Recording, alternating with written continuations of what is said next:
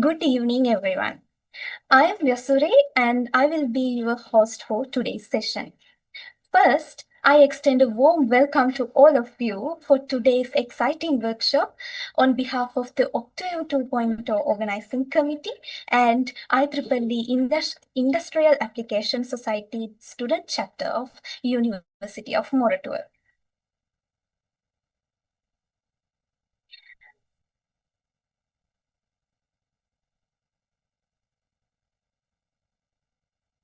Octave 2.0 is not just a competition.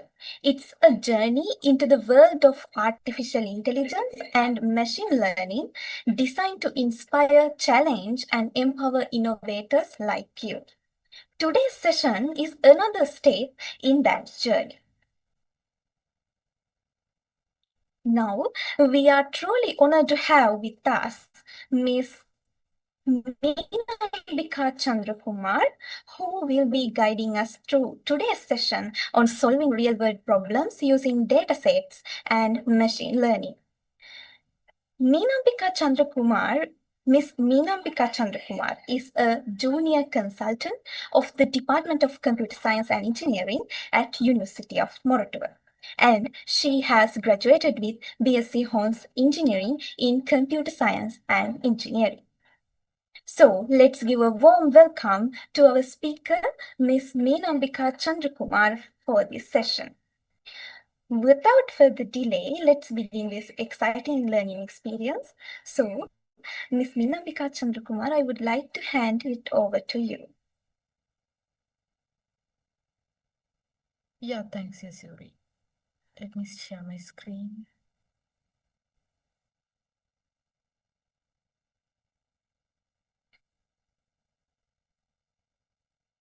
Yes.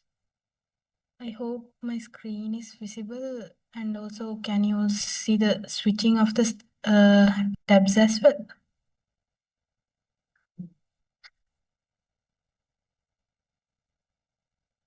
Can I get a confirmation? Yes, miss. Yes. Okay. Thank you. So,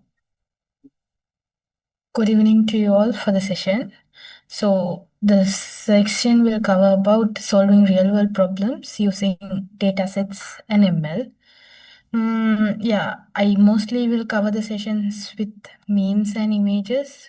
I believe it would be very helpful. Yes, let's dive into the session. So, for this session, it's nice to have a basic knowledge in Python and a Kaggle account. Maybe if you have not created yet, you can create a one immediately. And an interest in learning machine learning. That's enough. So, what basically we'll cover today is how did Jack die? You all know Jack, right? From Titanic. So we are going to know how he did die. Before that, we'll cover some important aspects. First, machine learning. You will have known it, but I'll give you a brief idea of what it is. So we have a program. From an experience, we learn that program. Using that learned program, we are going to solve a task and we'll evaluate the performance. And from the performance, we'll see what we can improve and our experience will be improved. From the improved experience, we'll continue to solve the task. This is the process of machine learning. It's a crisp idea. So, what are the basic ML solutions that are there in the world? So, spam filtering, which means in the email, there can be spam emails. We can filter them if it's a spam or a non-spam. Facial detection, like we can identify if it's a man or a dog or a horse based on the face. And chat completion. In the email, you would have seen there are chat, and if you type a message, it tries to complete it. It is also a machine learning task. Fraud detection, like in credit cards, there are any fraud that can be also detected. So I'll give you a task. What you should do is identify the task, performance criteria, and the experience. I'll give an example for the first one, and we'll see how you can identify for the second, third, and the fourth. For spam filtering, what's the task? The task is to identify based on the email if it's a spam or a non-spam. What is the performance that we evaluate? Here we will evaluate if the spam identified is correct or not. The experience we have is like from the data we have is it has predicted correctly. If it is not predicted correctly, we need to improve our model. So this is the task, performance, and experience. So for the last one, fraud detection, can you tell me what's the task, performance, and the experience? You can put it in the chat box or you can speak as well.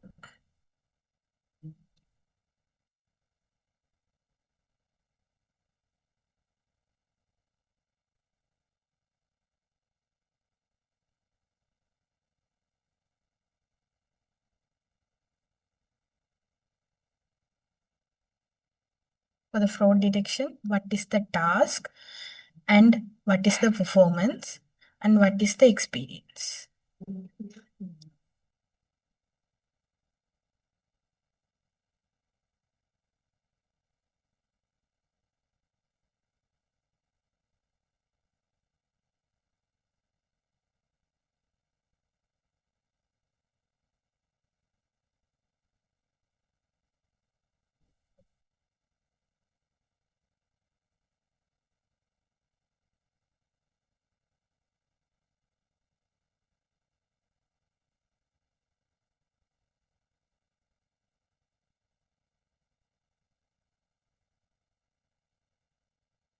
For the fraud detection, I could tell like the task is to identify if the credit card transaction is a fraud or not.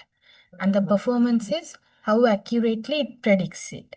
The experience is for the data transactions that have been happened in the past years, is the model performed well or not. Based on the experience, if it has not performed well, we need to improve the model performance and check whether the task is doing well or not and evaluate the performance. So in the facial detection also, the task is to identify the face and the performance will be how accurate it is. The experience would be the large data set available to identify the face. Chat completion also, the task would be it is to complete the task. Sorry, the chat. The performance should be how accurately it predicts the word. The experience should be a large corpus of a data set having natural text. So you like if you are typing WEL, it would autocomplete it as welcome based on the experience. And if it really didn't predict it well and told it as well, which is out of context, it is not performing well and we need to improve the model. So this is the basic understanding of machine learning based on task, performance, and experience. So basically what here we are going to cover today is to solve a real world problem. Okay, a real world problem using ML. So here we are going to use Python and we are going to use it from the Kaggle platform. We would use a few libraries like NumPy, Pandas, Matplotlib, and Seaborn. The dataset we are going to use here is Titanic Survival Prediction Dataset. So let's dive. First, before going into the dataset, we'll identify the steps in the traditional machine learning. First, we need to understand the problem. Then we would do data cleaning, feature engineering, model building, model evaluation, and model deployment. These are the main important steps in the machine learning. First, identifying the problem. Identifying a problem is one of the major step in the data science and machine learning, because if you don't understand the problem, you won't be able to give a proper solution for that. So first we need to identify the problem, what we are going to solve. Then only we would be able to solve it very correctly. So first, we need to understand the data. What is the data we have? What is the type of task we need to perform? This will be explained in detail in the next slides. Then the expected outcome. What do you expect? Do you expect a very good performance? And also, these are machine learning models. Do we expect transparency, like how it predicted these decisions? Do we need that or performance?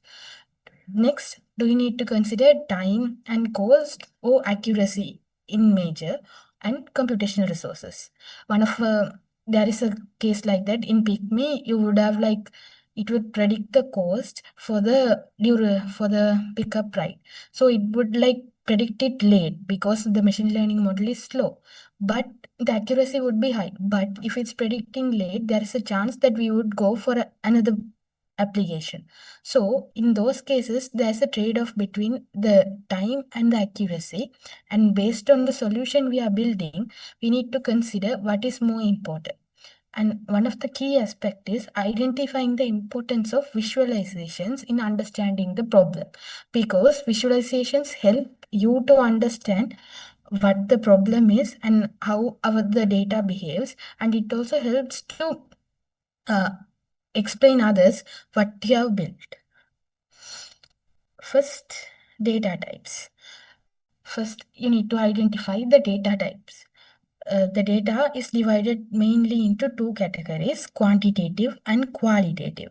The quantitative data is the thing that we could measure, and qualitative is not that we could measure. So in quantitative, there are two types, discrete and continuous. So discrete means those values are discrete values like the ages 22, 23, 24, like that. Continuous means like the height of a person. It should be 1,225 centimeters and 12.5 meters, like that. It is a continuous value. Next is qualitative. So in qualitative, there are two types. One is nominal and ordinal. So first I'll explain ordinal. Ordinal is, it means it has a particular order. So in the rating, there is rating of 1 to 5, and the rating of 1 is lower and 5 is higher. So it has a particular order. It is ordinal. And nominal is, it doesn't have that quality. Consider gender. Gender, there are two types, like let's consider it as two types, male and female. So we can't say like male is greater than female. So in those cases, these are considered as nominal variables. Next, identify the types of machine learning. There are several types, but I have only listed the ones that are mainly important. The first is supervised learning, unsupervised learning, semi-supervised, and reinforcement. The thing is, if we know the predicted outcome and we train it using that, it is called supervised learning, which means in our case, it is considered as supervised learning because we know the expected outcome is survived or not survived, and we train it based on that label. If we train it based on our outcome, it is considered as supervised learning. And if we don't know the label that we are going to train, it is considered as unsupervised learning. There are cases like there are only labels available for a few data set and it's not available for the whole data set. In those cases, it's considered as supervised learning. The other one is reinforcement learning. In reinforcement learning, we don't do anything. We just give the data and we ask the model to learn by itself based on the reward-based strategy. So that's called reinforcement learning. Next, I'm going into the main key aspects before going into a Kaggle and identifying the solution. Next is machine learning task. We need to identify the task. If it's a classification, if in classification, there are types like binary classification. Binary means two, if not multi-class classification. And which means there are multiple classes instead of a two class. Regression means instead of like giving true or false like values, it will be a continuous value. So predicting the height of a person is considered as a regression task. Anomaly detection is means identifying an unusual scenario, likely like fraud detection, because credit card fraud detections are not always happening. So these are considered as anomaly detection. Clustering is same as classification, but there is only one key difference. It doesn't have the label. That's the difference. Next is forecasting. Forecasting means predicting the future value, maybe the next time steps value. Based on the time sales available up to now, we are going to predict the sales of the next time step. That is considered as forecasting. Okay. So now let's go on for a hands-on experience with a real-world data set. So first I'll introduce Kaggle. So some of you might have like known Kaggle. If not, it's better to create an account there. It's one of a good platform for machine learning and data science applications. So from here, you can press the create and get a new notebook, and also you can create a data set there as well. You can also upload a data set. I have used that data set option and I have uploaded the Titanic survival data set. And yeah, it has the train and test data as well. And you can also create a notebook here. So this is a notebook that I have created for this. Here in the notebook, you can also add text and also the codes as well. The texts are for like easy understanding on what we are doing and to give understanding to others as well on what to be done. So so here we can like add the data sets, and one of the other main advantages like Kaggle supports versioning. So using that, we can like modify the versions for every round, and we can also share it with our group people as well. And also we can share it publicly as well. And all of the processings that we have done can be stored in the output folder. And we have an option of having GPUs as well. For a week, they provide 30 hours of GPU. So for a training task that needs a GPU, this is a very better solution. So this is the basics of Kaggle. Okay, so let's dive into our data set. It's Titanic survival data set. First, we'll understand the data set, understand the metadata of it, and what are the rows, what are the columns, and what's train and test data. Then we'll see what is the problem we need to solve, and what is the ML type, task, and the issues. So I have basically ran a version, and I have, because like in some situations it would get late. So I have basically ran a version, and you can see the output. So first we'll understand the data set. So here I have like loaded the two CSV files using pandas, and I have train and test datasets using the train and test here CSV files. Here I have used this train.head function to print the first 5 rows. So can anyone tell me what the row represents here and what a column represent here?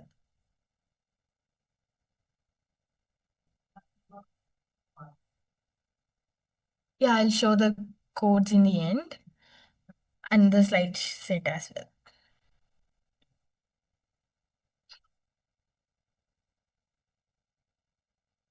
So can anyone tell me what a row represents here and a column represents here?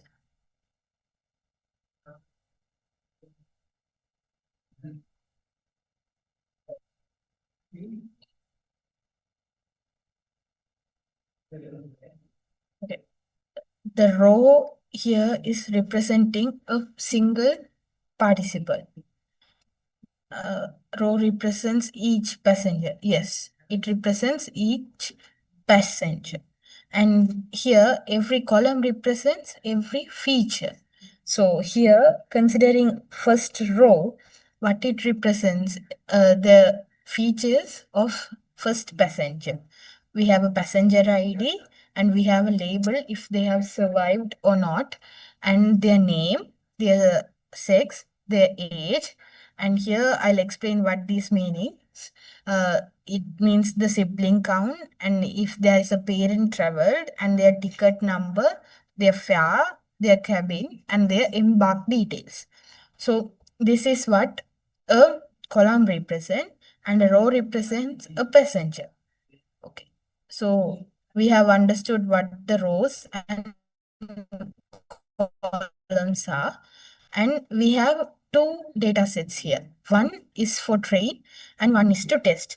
But why we have two data sets here? It's like belonging to the same one, but we have divided into train and test because we'll train our data set on this train.csv and we'll test it how it performs on an unseen data based on this test data set. So that is why we have train and test data sets. First, we'll understand what these features are. First, it has survived or not survived. So survived means 0 means no, 1 means yes. And next is the class of the ticket, if it's a first class, second class, or third class. And SP means the number of siblings or the spouse in the Titanic with them. And Parch means the number of parents or children aboarded in the Titanic with them. And it has a ticket number, cabin, and the embark details. So, which means like where they have got into the ship. So these are the details. And we can see like there are in the test data set, there is 891 rows and there are 12 columns in the data set. So this is the basic idea of the data set. So expected problem to be solved. Here the problem to be solved is, here in the train data set we have the survived class. But in the test data set, we don't have the survived class. What our expected outcome here is to identify the survival based on the other features available. Based on the other features available and the survived on the train data set, we train a model, and based on that model, we are going to identify for the test data set if that passenger would have survived or not. So that is the expected task. Now let's identify the ML type. Since we have a label here, which means survived is the expected outcome, and we have a label here as zeros and 1, it is considered as a supervised task. Next, what is the type of the task? What is the task? So in the task, so what are the tasks that are listed here? Binary classification or multi-class classification, regression, anomaly detection, clustering, forecasting. So in our case, it's binary classification because we have two either options. They would have like survived or not survived. So we have two options. Based on this is a supervised binary classification task. So we have identified what the situation of our data and what should be done. That's the initial step. So other than that, there are like few functions in the that you can use to identify and understand the data sets. The first one is train.info function. Here from that you can identify the columns and their non-null values. So basically there are 891 non-null values, but considering age, cabin, and embarked values, they are less numbers. There is one reason for that, because it has missing values. It's a real world scenario. In real world scenario, one of the major thing that could happen is you don't get every values. There are chances of getting missing values, and you might need to fill it or remove that row based on the situation. So this is a thing that you need to handle. Okay, in the test data as well, there are 488 rows, but in certain conditions, the few values are not available.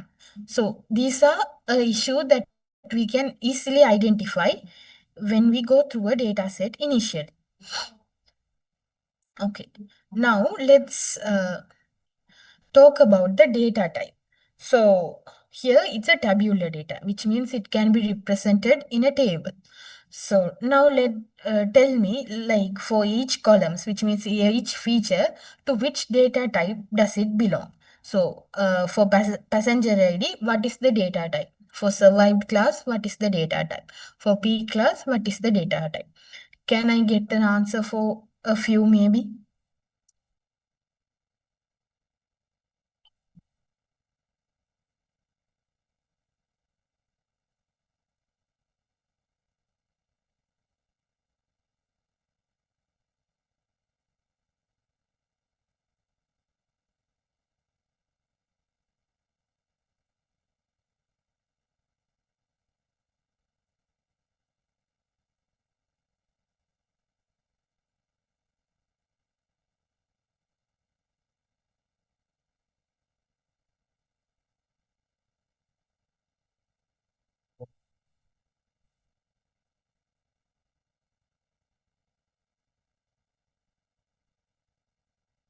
Yeah, so here the data type we refer is not the data type we usually speak in Python, which means it's not considered as int or float that way. It's correct in Python, but here what I meant was to understand the data, identify the data set based on these categories.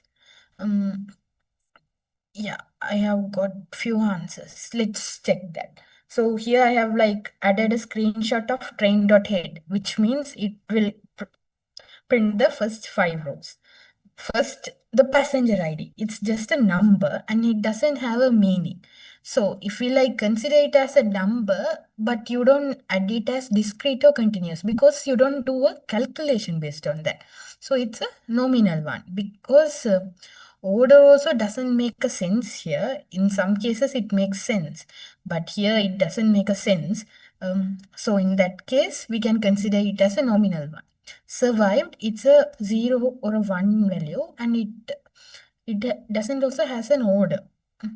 And we won't even perform a calculation based on like it, like we won't add two survived values and add 200 or 211 together like that. So in those cases, we can consider it also as a nominal one. Peak class, so it is, we can consider it as an ordinal one because first class, second class, third class, based on the price we give for it, we can consider it as a ordinal one. Name, we can't say like one name is before than other name. Maybe we can consider it as an alphabetical order. But rather than that, in that case, we can consider it as a ordinal. Sex, we can consider it as nominal because we can't say like male is greater than female or something like that. Age, in age, we can consider it as a discrete value. It's not like we tell it like 22 years, 3 months, and 2 days. Usually, we tell it as 22 years. In those cases, we can consider age as a discrete value, and everything that I say here is subjective. It does not mean like every time age is given it is discrete. Maybe in some cases they would have like given it as 22 years, 3 months, and 5 days. In those cases we can consider it as maybe continuous as well. And the sibling count, we can add these counts, so we can consider it as discrete value. And next, patch, which means the number of parents. These also considered as discrete, and these values are not going to be continuous. Ticket, it's just a name, so we can consider it under nominal category. Fare, it's a count, and we can add these values.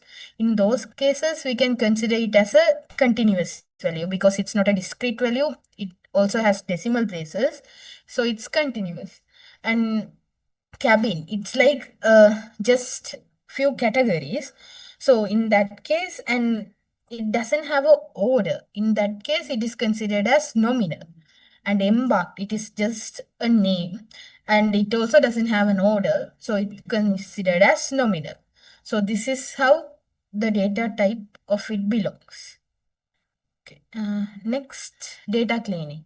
So data cleaning is one of an important procedure in machine learning, because if you train on a bad data, what you are going to get is a bad results, even if you train on a very good model.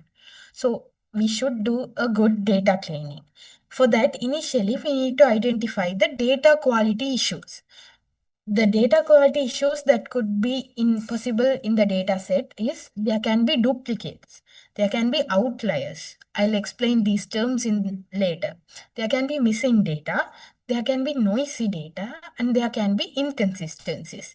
In inconsistencies, what I mean is sometimes you get data from two or multiple data sets and combined together.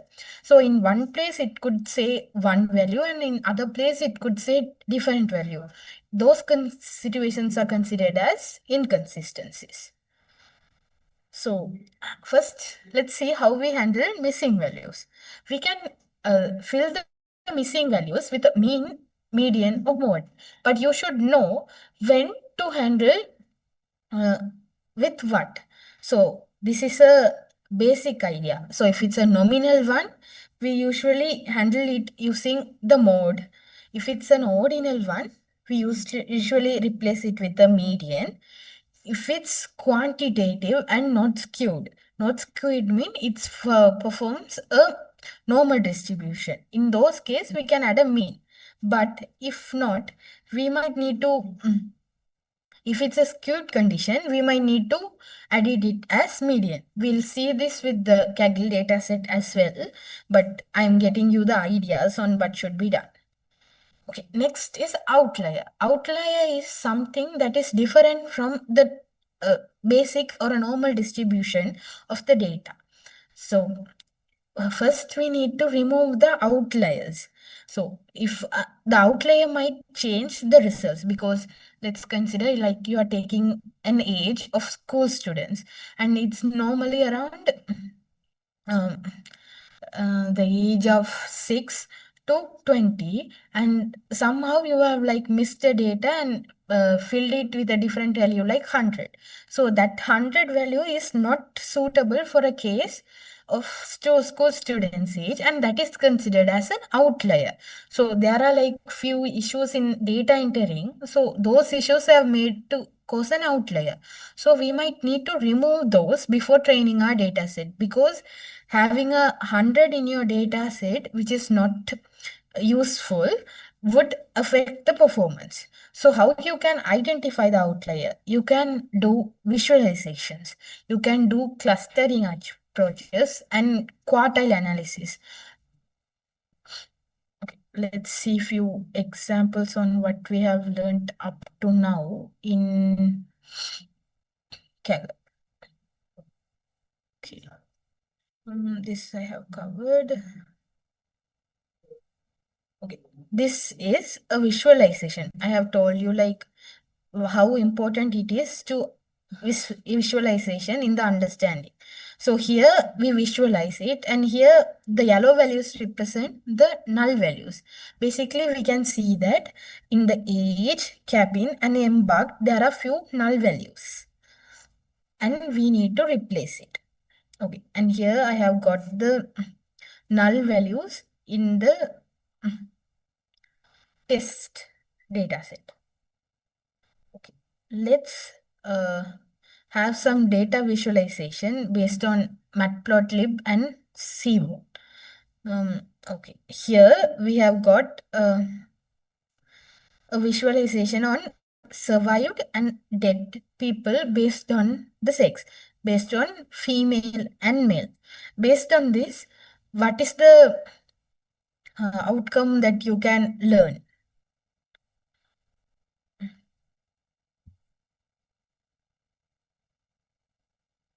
What you can confirm from this image, from this visualization?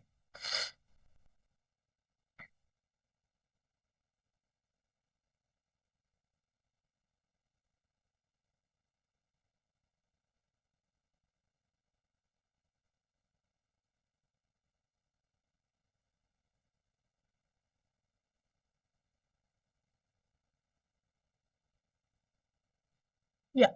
So basically, more female have survived than more male, and more male have died. So basically, you can consider the case of Jack as well.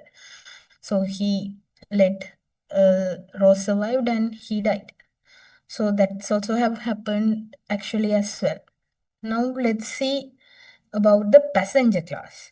And here we can see a visualization. So one means first class, the second class, and third class. So here we can see that for the first class they have mostly survived, and third class people have mostly died. Maybe if you have like known about the Titanic structure, the third class is like below, so they are more likely to be stuck there, so they have died mostly, and this confirms that. So why these are important is you need to identify and understand the data set itself before like doing a ML task, and it is really important. And here, based on the sibling count, what is the uh, trend you can see? So here we can see if they don't have a sibling, if the sibling count is 0, they would have like not had anyone to help them to survive, and they have mostly died. And if they have had around one siblings, they are like equally have survived and died. Maybe like one survived, it's like just assumption. It cannot be like confirmed with a data set. But there could be a case like one have survived other and other one have died. So these insights can be got. Next is like this is also like parent count. So if they have like not survived with a parent, so they are more likely to be alone, and they have high chances of dying. Next is embarked. Based on embarked, it does tell a meaning, but it doesn't like really count any specific meaning, because like there are situations like I'll explain to you later in the correlation. There are situations like you see these visualizations and you get a specific idea, and when we like think of it, there won't be any specific reasons to that. So I'll explain it later, but there are situations like that. So next, identifying outliers. I'm just using the visualizations here to explain. You can go through the code bases later also. Next is outlier identification. So here in age, you can see that there are many outliers. Also in the fair prices also there are outliers, and passenger ICD doesn't have an outlier because it's just a value from 1 to 8 around 900, and it just increments from 1 to that value, so it doesn't have an outlier. So it's obvious. So few of those cases are obvious and few are not. And because here we could like say like in the ship, most of them are from for the age of 20 to 40, and the line you see as yellow here is the median value, not the mean, it's a median. So, and here the horizontal line you see here and here is considered as like the borders. So apart from that is considered as outliers. Okay. So I have explained you all this for a certain reason. You will understand it later. Okay. Hmm. Let me see. Okay. Now we'll go here and we'll get some idea from the slides and we'll get back there again. Okay. Next, we need to smooth noisy data. Because like you need to get the model stable. That is one of the important thing. Like if you have many values that are continuous, our model won't train better way. So we need to have it as a kind of more possible discrete values. So what we can do is for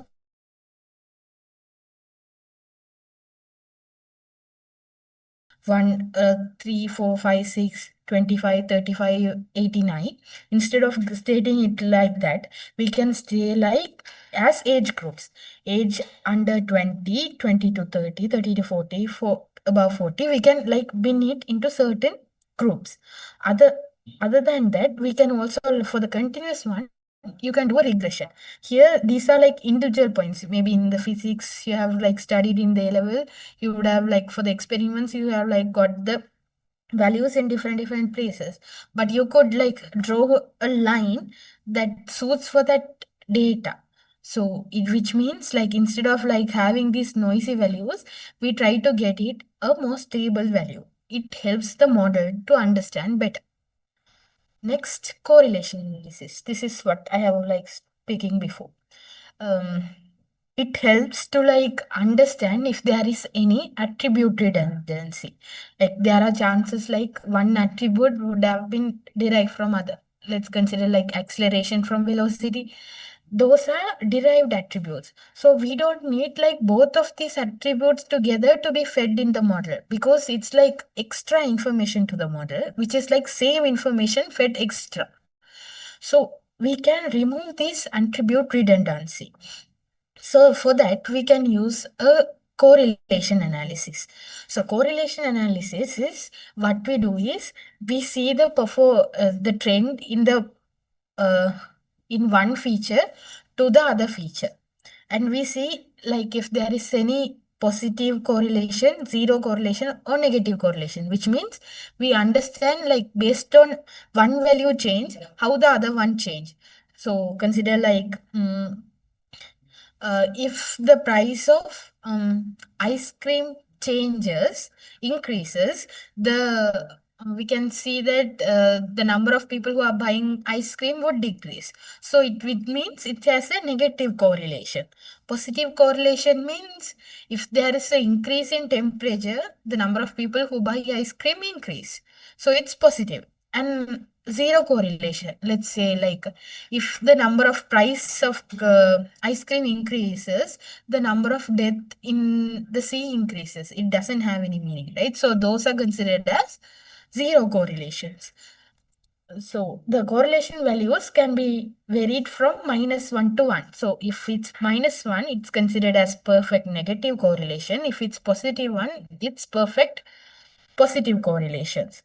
So this is the thing on correlation. But you need to understand other thing as well. You must understand there is a difference between correlation and causation. Not every correlation are meaningful. Like there are some situations like based on, as I said, based on the increase of temperature, um, the ice cream price would have like increased. And based on the increase of temperature, the number of crocodiles from the river to the sand coming from the river to the local area would have increased. So both are based on the increase of temperature, but we can't tell like based on the increase of ice cream, the number of crocodiles coming from the river to the local areas has increased. It would have shown a correlation, but it doesn't have a causation. So you need to like also understand there should be a causation. For that, you need to understand the data set. I'm repeating it again and again because you need to understand the importance of it. Next, data reduction techniques. Um, So we need to get a more stable data so we can aggregate. Let's consider there is an address. So there would be an address like 155 Katubed, the Moratuwa. So it's basically a Moratuwa. So we don't need a specific address in every row. Instead, we could say it as Moratuwa. In cases like we are considering it for the whole Sri Lanka. Maybe in a world perspective, you have a data. In that case, maybe Moratuwa doesn't even matter. In those cases, you can consider it as a Sri Lankan one. So based on the situation, we could aggregate the data. Next is sampling. There are situations like there would be a very large database and you can't train it on very large database. So from that cases, you can like pick a very few amount of data set and you can train it based on that. So those can be like done on sampling, which has two types. One is random sampling, other one is stratified sampling. So random means you randomly pick. Stratified means you divide the data into several categories, and from every categories based on several criteria, and from every criteria you get a few data sets from few data. Next, dimensionality reduction, which means attribute selection. There are like few instances where not every feature is important. So only a few feature would be important and few would not be. In those cases, we can identify the feature that are important only and ask the model to train based on that. So let's consider in our trained survival data set, Titanic survival data set, you don't need name, right? Name doesn't mean like you have survived or not. In those case, name could be removed from the database. So this can be considered for attribute selection. It can be done in two ways. First, you pick one attribute and you add attribute mean features and add one attribute one by one and see how the performance of the model is. Next, other one is you could take all the features and remove the features one by one and see how the model performs. These are two types that you could do. Next one is principal component analysis. So we basically have an idea of X and Y, but principal component analysis try to get two different X and Y means two different features. Instead of that, principal component analysis try to identify few principal components that have created itself that can be used as a feature. So it could help to like train our model better based on few attributes. Next, data transformation. Okay. So, there are few data transformation techniques. First, encoding. Encoding. So, finally, a computer would understand 0 and 1. So, based on that, we are going to like label these encodings. So, we are instead of giving it as names, we are trying to give it as numbers. So, few of the encoding techniques available are label encoding, which means like for every color here, we are giving a number. Next, one hot encoding, which means like we give it as a binary tuple values. So if it's red, it's 1 for red and green for 0 for green, blue for 0 for green and 0 for blue. For green, it's 0, 1, 0. For blue, it's 0, 0, 1. Like that, we get a encoding which is called one hot encoding. Next is ordinal encoding, which means like the order has a, if a order has a meaning, we can do ordinal encoding. So poor means less performance, we could give a 1 or 0. And if it's two better, we can give a number based on the categories that are available. And the higher the number, it's better. Next is scaling. One of the important aspect in data transformation is scaling, because like let's consider a situation. You have age in your feature and flight ticket price also in feature. Let's consider it in Sri Lankan rupees, right? So age, so it's most likely the values are going to be changed between 0 to where 0 to 100. Okay. For ticket price, it's going to be like, let's consider minimum 50,000 maybe. From 50,000 to it could like go around maybe let's consider it as 10 lakhs. So the range of value is different in considering age and the ticket price for the flight. So we can't like feed the model like two different range of values and expect it to perform better, because like a small change in the value of age would matter most, but based on our model it's like only a few values, right? But considering the fare, it has values from 50,000 to which 10 lakhs, and having fed the model the value of 10 lakhs, it would consider it as a more prominent feature, which is not, because age would also like matter. In those cases, what we can do is considering scaling options. There are three scaling options. One is standardization, which means getting it as a normal distribution with zero mean, and this variance could be like based on our data set. And we can do normalization. Normalization means it's like our value minus the minimum value, or divided by maximum minus minimum value. So the values could be like between 0 to 1. And also there are cases where you can use log transformations where the values could be like lower as well and also higher as well. It could be in the both end, like considering like the ticket fare prices also, like it can be 50,000 and also it can be 10 lakhs. In those cases, we can also use log transformations. So this is scaling. Okay, let's go to the examples on the notebook. Okay, so not everything that I've covered in the slides are here, because like based on the data set, only a few could be covered. That's why I have like explained the slides. Slide has more content. The content that aligns with the slide for this data set, it has been covered here as well. So here first, title. This is like getting the title from the name. In the name, you would have like seen it has Mr., Mrs., Miss. So those details can be collected, which means extracted from name.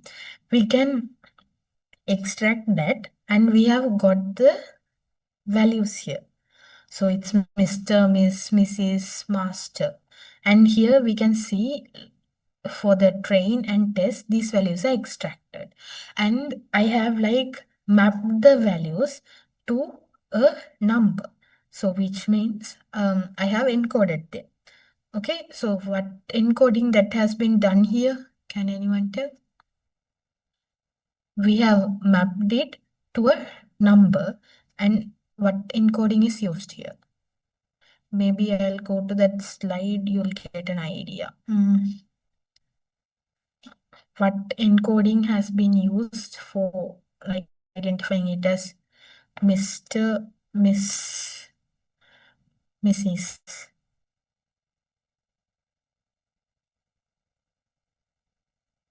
Yes, correct. Label encoding. So we have put a label for that. Correct. Okay, let's go to the okay. So here like I have not included other categories as well, and I have mentioned it as others because there are only few for that cases, and some might even not matter. So we have like considered the important classes, and other classes we have like considered it as other case because we need a more stable data. Okay, next. Here, like based on the title, I have drawn this bar chart. So 1 is considered, 0 is considered as Mr. and 2 is considered as Mrs. 2 is considered as Mrs. and 0 is considered as Master. Sorry, Mr. So you can see like Mr. has like died more, but Mrs. have like saved more. So this is also like obvious. Like that, you can also get other insights as well. Maybe once you get this notebook, you could try it and get the details. And here, see, I have dropped the name because name doesn't need in our training, and it doesn't include any meaning when training it based on the name. So I have dropped that feature. Next, sex. For sex also, I have did perform the label encoding here, and I have listed the details. Next, age. These are, yeah, okay, next, age.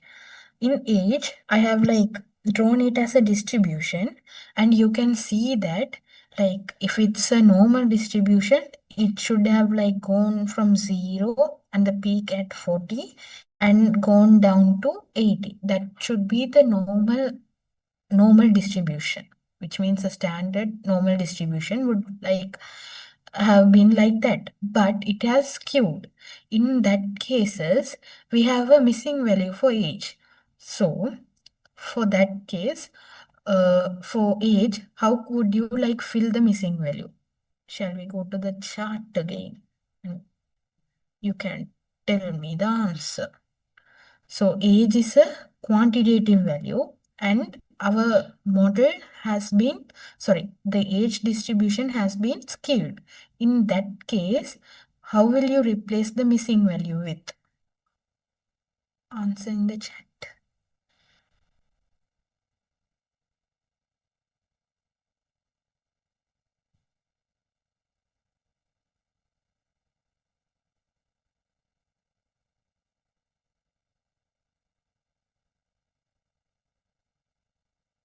Okay.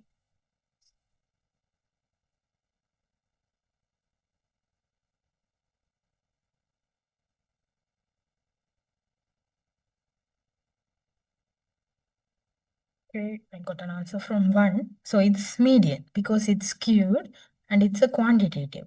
Quantitative skewed means you replace it with a median value.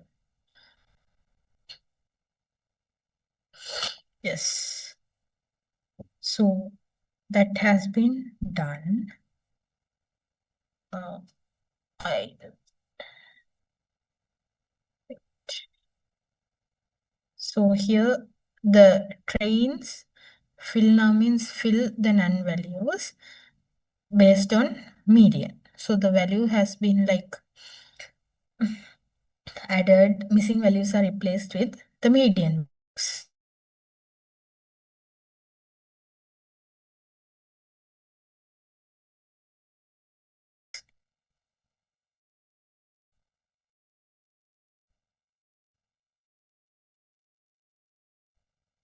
Okay. For the age, like we have age for every row. Now here you can see that for the age, instead of providing it as a discrete value, we can bin them. So I'll bin them into 5 classes. So here like 0 to 16 years, 60 to 26, 36, and 36 to 62, and 120. And we have like shown the results based on that.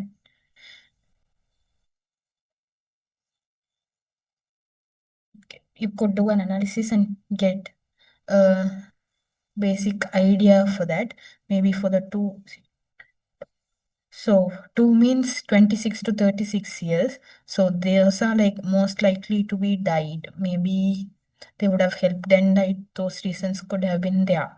The reasons I am telling is are assumptions. These are not derived from models, and you can't also like derive it directly from the model. Based on your insight, because it cannot be proven. We can just say it's like that. Few things can be proven, but not everything could be proven. Yeah, these are other things as well that I have mentioned here. Maybe you can go through it when you have the code base. And here we had the embarked value that had 2 missing values. So here we can say in the first class, second class, and third class, it has embarked values as S most of the cases. So in that case, those 2 values can be like easily replaced with an S, because it's also considered as a nominal one. So the mode should be replaced. Mode means that appears most of the times. So in that case, we can say that S is appearing most of the times. So it is replaced with an S. So here the missing values has been replaced with S. Okay. Okay. Here also like few of the other analysis have been done that you could check. Okay, this is correlation analysis. I have done a correlation analysis to check if there is a relationship with one feature to the other feature. So basically, the same feature with the same feature would give you a 1. That's obvious, right?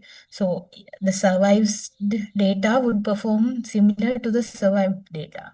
So it should have a correlation of 1. So the diagonal is not the one that you should consider. You should see the off diagonal positions and see the values. So basically here there aren't any correlation that is very strong, but there are few correlations that you could see. One is based on the cabin and the class, because the cabin naming should be based on it should like the cabin number would have like started from like the cabins in the A class, first class would be like similar, and the cabin on the second class and third class would be similar in that classes. So there is a relationship between the cabin and the class, and also there is also a relationship between class and a fare, and um, there is a reverse negative relationship. That's true, right? So consider like first class. For first class, the fare should be very high. So first is a lower number, but for that, the fare is very high. But for the third class, the fare is very low. So there is a negative correlation that is identified. So you could like in the diagonal, you could see the values up and above the same values. Like here the cabin to class, here the class to cabin. So it's like symmetrical based on the diagonal.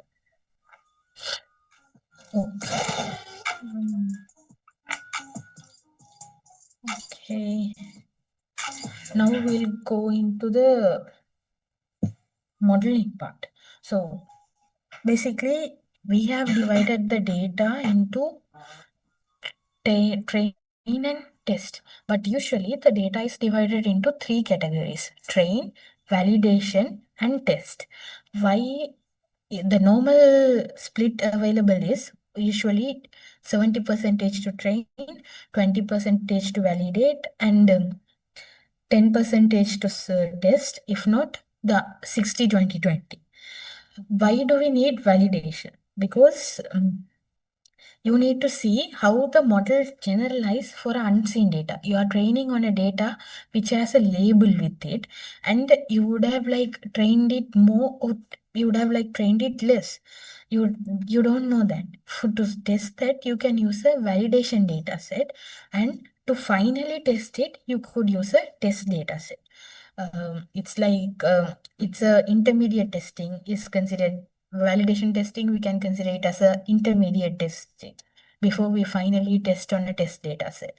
You need to identify the underfit or overfit scenario. For that, you use validation. I'll explain you what underfit and overfit is. Yeah. Now the considerations in model building. You need to understand what the task you are going to do. So you know the task, right? Is it a classification or a clustering or a regression? Because the model that you are going to use would vary based on the task. Then you need to understand what model you should select. For a certain task, there would be many models, and you need to know what model you could use and the parameters. So our model would have weights and biases. Those are considered as parameters. In some cases, a model would have many parameters that a model need to train. So sometimes it would be computationally very costly. So it would be very feasible not very feasible in certain situations. you need to consider parameters as well. Next, training. Let's understand the terminologies first. So first one is epoch. Epoch means you train a data set multiple times. So if you do one iteration, it is considered as one epoch.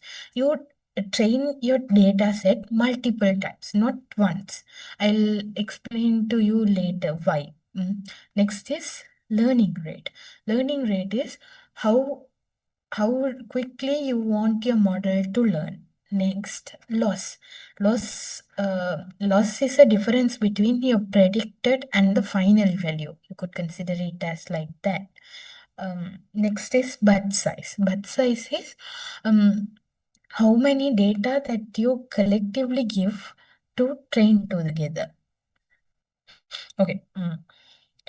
Let's go for the model building. So traditionally in models in ML are linear regression, which is mainly used to like identify continuous values. So if it's discrete values, it's logistic regression. We can use decision tree also for the classification. SVM, support vector machines also for the classification. So in our case, we could use logistic regression, decision tree, and SVMs. And there are also other models in ML that have like are very popular, like neural networks and deep neural networks. These neural networks are based on the idea like how our brain works. It has not achieved the state of how really our brain works, but it has achieved a quite amount of a thing based on how our brain works. So basically, I'm going to explain it based on logistic regression. So SVM is also considered as one of a good model for classification. So I'll briefly explain it here. So what it does is it's class A and class B. And here we can see an outlier, which means it should have like belong to here, but it have belonged to a different place. So it's considered as an outlier. And we divide it into using a line based on support vectors. So support vectors are considered as the border points. So wait.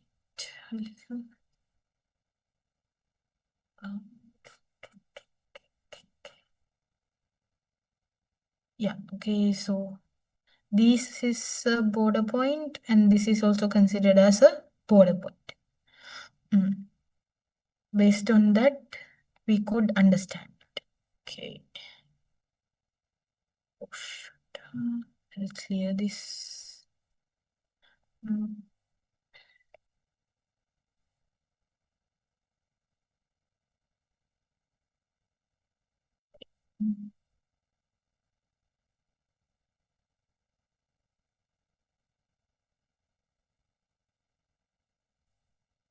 Based on the border points, it will try to understand the better line that separates two classes. The one main thing that I would explain here now today is logistic regression.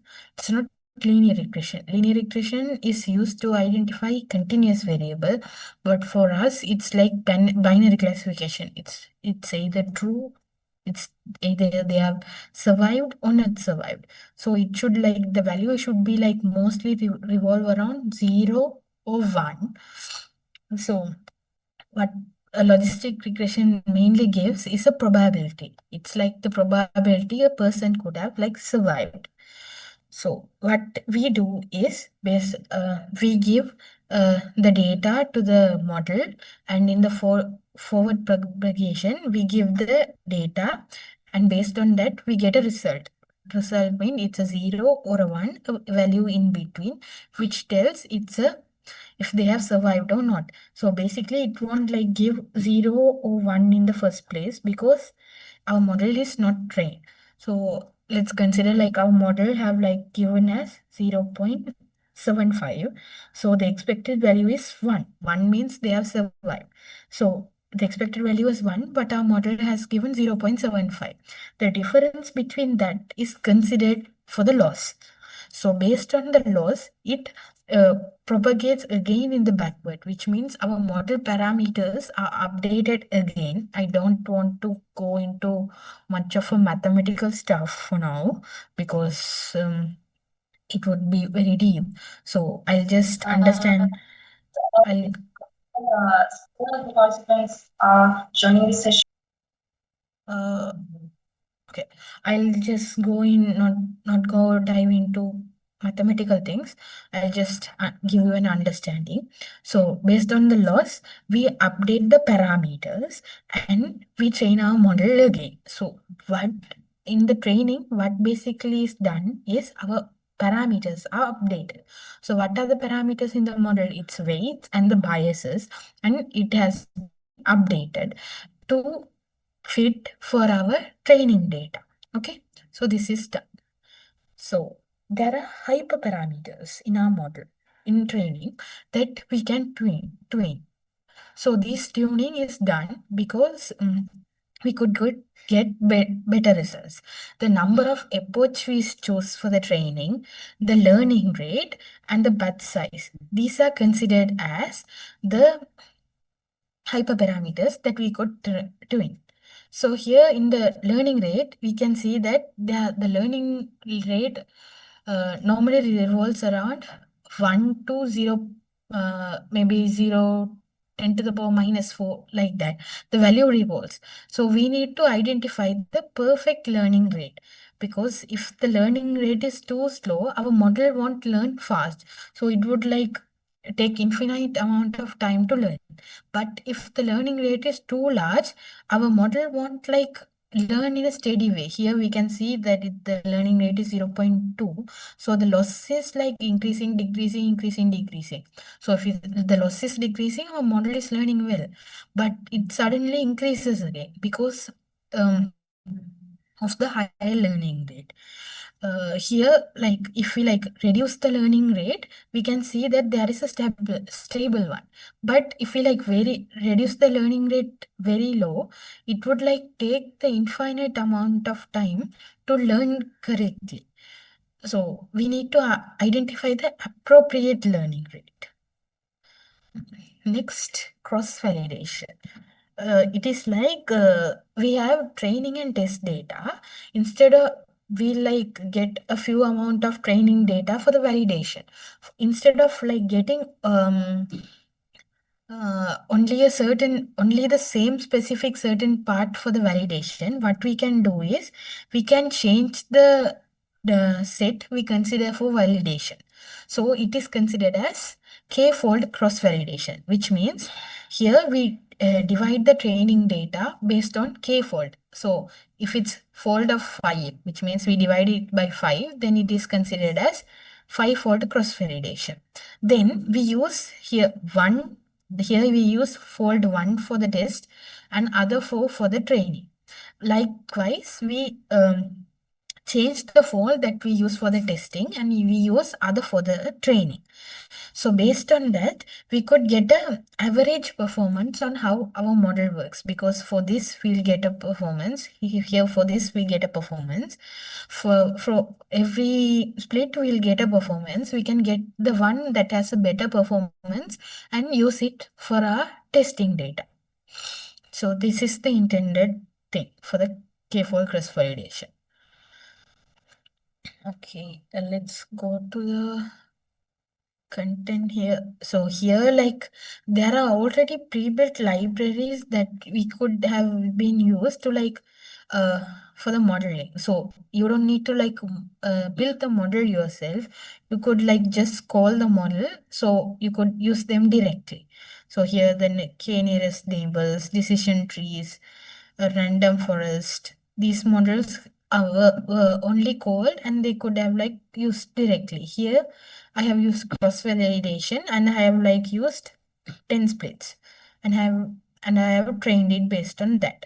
Here based on that I have like achieved 83.5 as a performance. So what it is measured is accuracy. There are other evaluation matrices as well that I'll explain. Okay, so this is basically on the model training. So we could like try several different models and try how it performs as well. Okay, now model evaluation. It is one of a key important thing. Like your duty doesn't end when you create the model. It is we need to evaluate the model as well. So what we are evaluating is the performance on unseen data, which means the testing data and the real world data that we are going to get, because it's in the end you are going to apply it for a real world scenario. Okay. So you need to understand what you need to evaluate. That is one of the key important thing that you need to consider. First, we'll understand few terminologies first. True positive, false positive, true negative, false negative. So true positive is, maybe I'll go to the next slide and come here. So here we'll see that this is considered as confusion matrix. So we use this matrix to like explain how our model performs. So it's the actual class, and the predicted class means the class that the ML model has predicted. If the actual class is positive and we have also predicted positive, it's considered as true positive. If the model has predicted positive, positive and the actual one is negative, it's false positive. And there are cases like it's actually positive where you predicted it negative, and there are cases like it's negative and it is correctly predicted negative. So these are the 4 types of cases that are possible. So here it's false positive error, which means a person with a bigger tummy is considered as you are pregnant, but it's a male, which is not suitable. It's considered as false positive. False negative is this person is actually pregnant, but we are telling her as not pregnant. So this is false negative errors. Based on few situations, there are like situations where you need to consider that there are only a few false negatives, because consider medical scenario. So like under identifying a cancer, in that cases, even if you tell a person that who doesn't have a cancer at the first place, at the first stage, it's not a big issue. But if you like tell a person who has a cancer, like they don't have a cancer, they are not going for any other further test, so it's more likely they are going to die. So false negative is one of a key important feature in that situations.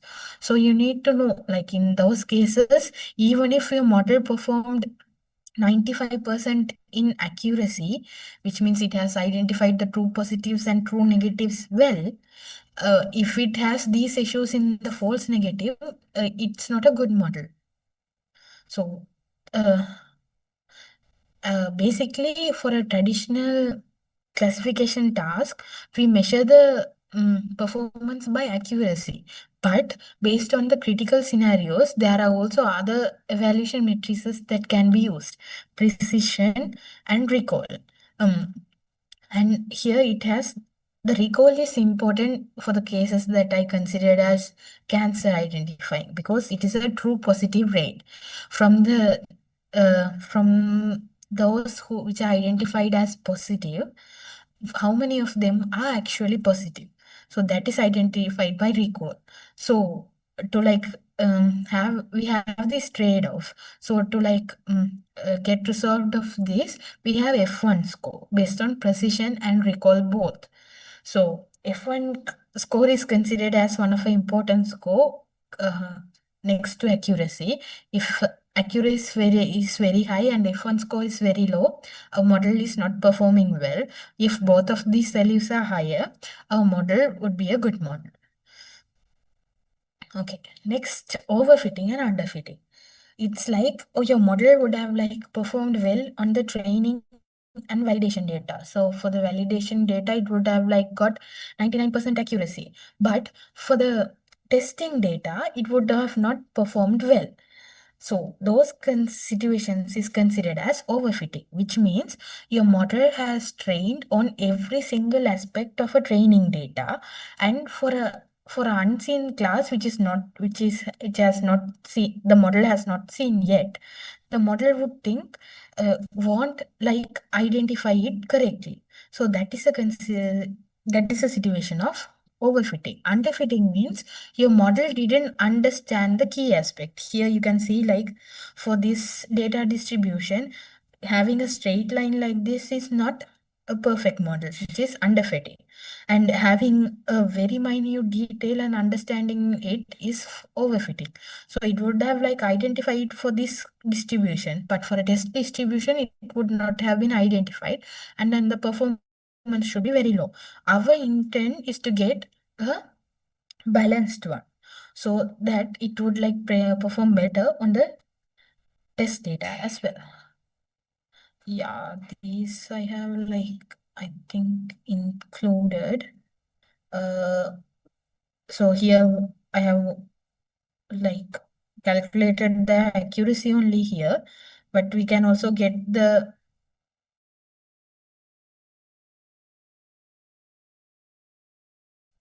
yeah. Okay. Other than that, there are also other evaluation criteria you should consider.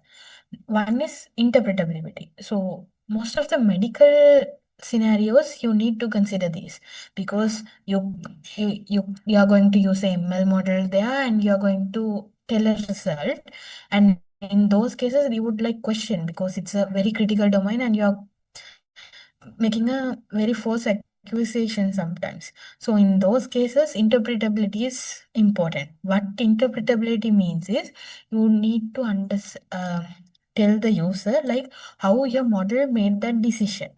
So logistic regression is a basic model where you could explain it easily. Also for support vector machines, it's easily interpreted. But for deep learning models, we can't use it in that way. And other than that, there are considerations like speed. How speed can you get the results, like the inference time? The next is robustness.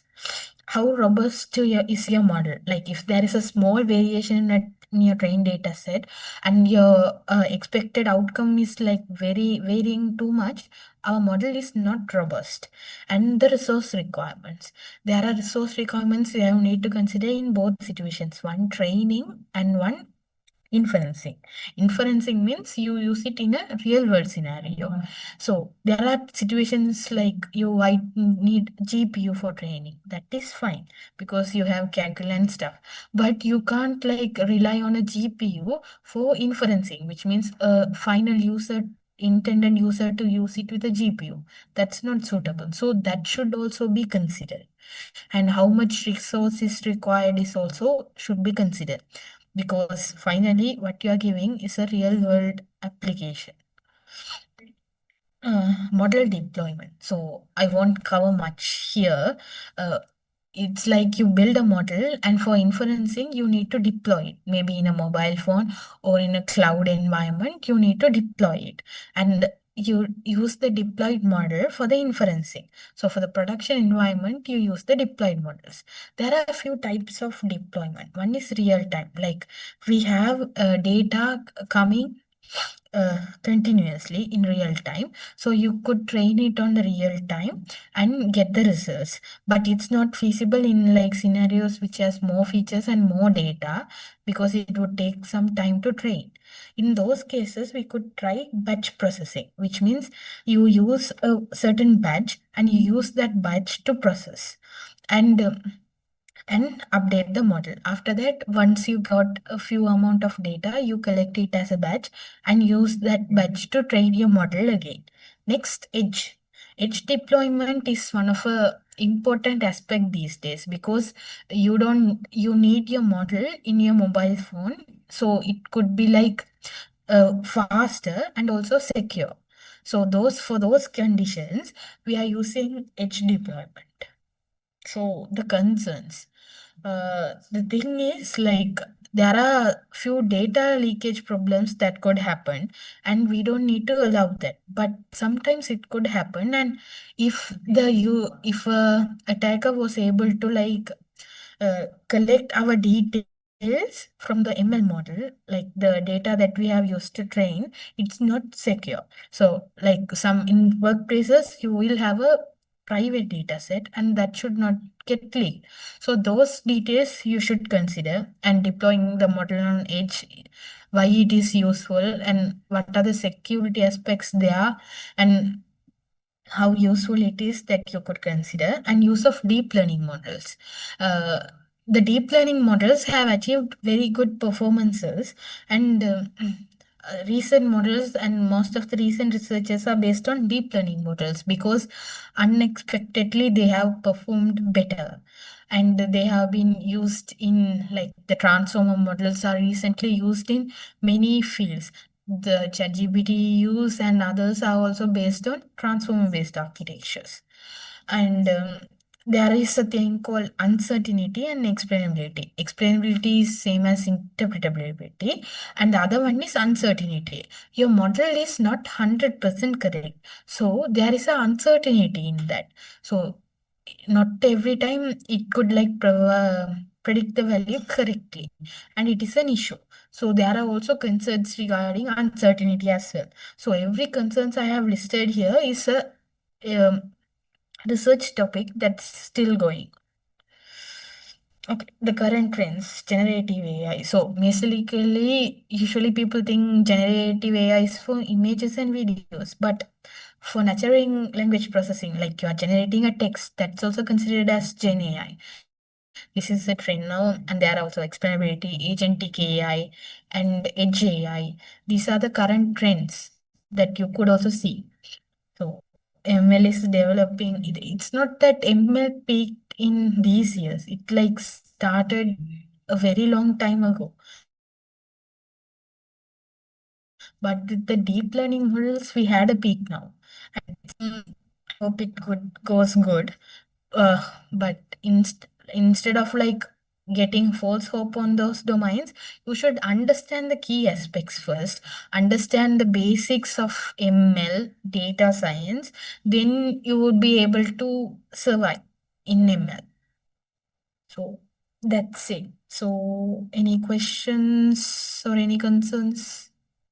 Yeah, I'll share the slide deck, and the references would have the links for the work notebook as well. Maybe I'll share in here as well. Think,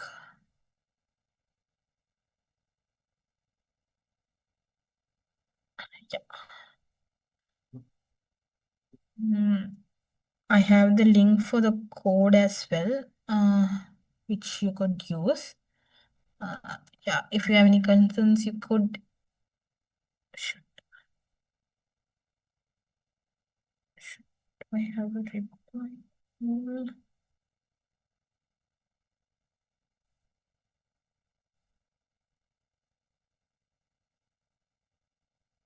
In the meantime, if you have any doubts, let me know.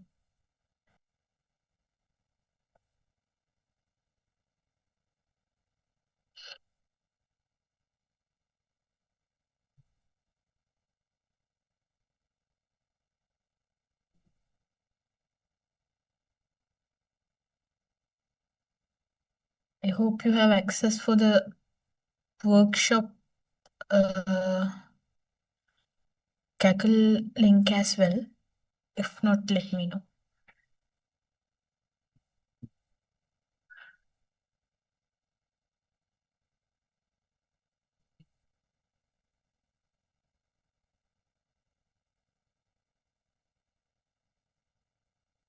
I have put the Kaggle link also in the chat.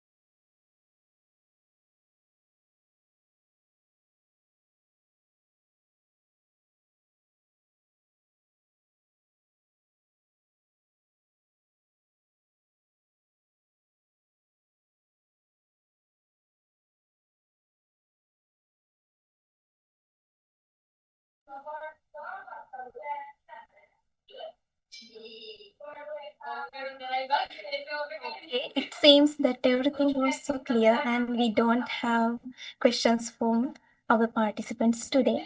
Thank you so much, Ms. Meenambika, for that insightful session on solving real-world problems using data sets and machine learning. Ms. Meenambika Chandirakumar, on behalf of the Octave 2.0 team and the IEEE Industrial Applications Society student chapter of the University of Moratuwa, we extend our heartfelt thanks for your insightful and inspiring session. As a token of our appreciation, we are pleased to present you with this digital memento in recognition of your valuable contribution today.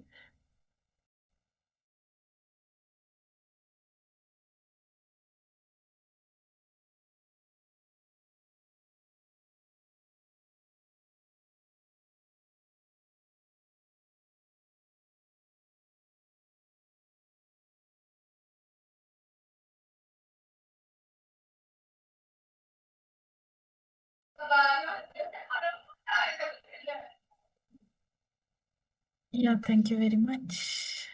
Yeah. I hope this is in session 12. Yeah, thanks.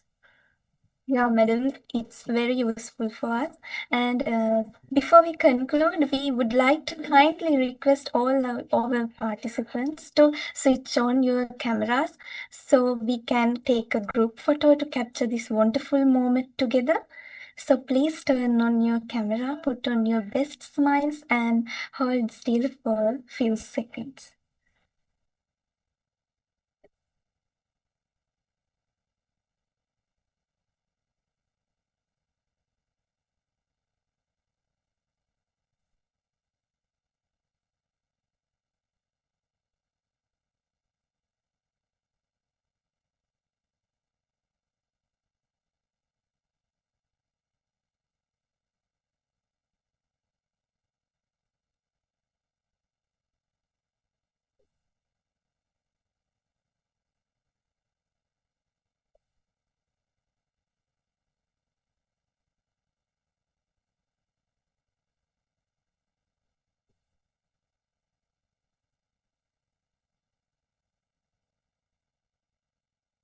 Okay, now I would like to invite Rashmita Hansamal, one of the co-chair of Octave 2.0, to give us an update about the event and do the vote of thanks.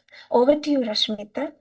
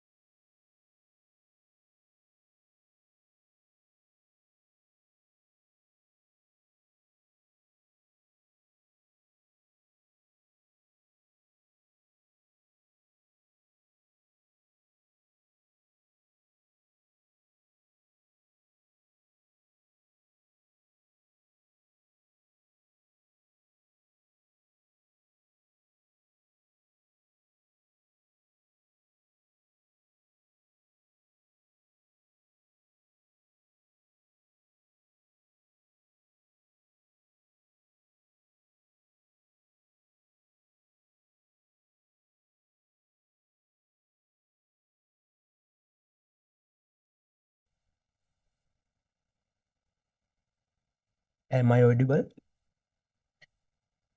Yes. Yes, you are audible. Sorry for the inconvenience. So seems like there's a power cut for the every area. So yeah. Good evening, everyone. So I am Rashmita Hansamal, one of the co-chair of the Octave 2.0. As we come to the end of today's session, it's my privilege to deal with a vote of thanks on behalf of the organizing team of Octave 2.0 and the IEEE Application Society student chapter of the University of Moratuwa. First, a sincere thank you to our guest speaker, Ms. Meenambika Chandirakumar, for sharing your time, experience, and valuable insight into solving real-world problems using dataset and machine learning. Your contribution has greatly enriched today's session and provided us with a deeper understanding of how data and ML techniques are being used to address real-world challenges. We truly appreciate your expertise and the practical perspectives you brought to our discussion. Further, we also extend our appreciation to all participants for your engagement and presence. Your interest and involvement are truly appreciated. Lastly, we would like to acknowledge the continued support of our sponsors, partners, and the dedicated organizing team. Thank you once again to everyone who made this session a success.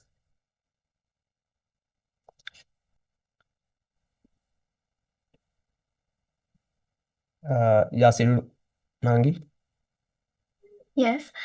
So now let's wind up this session and thank you all for being with us today.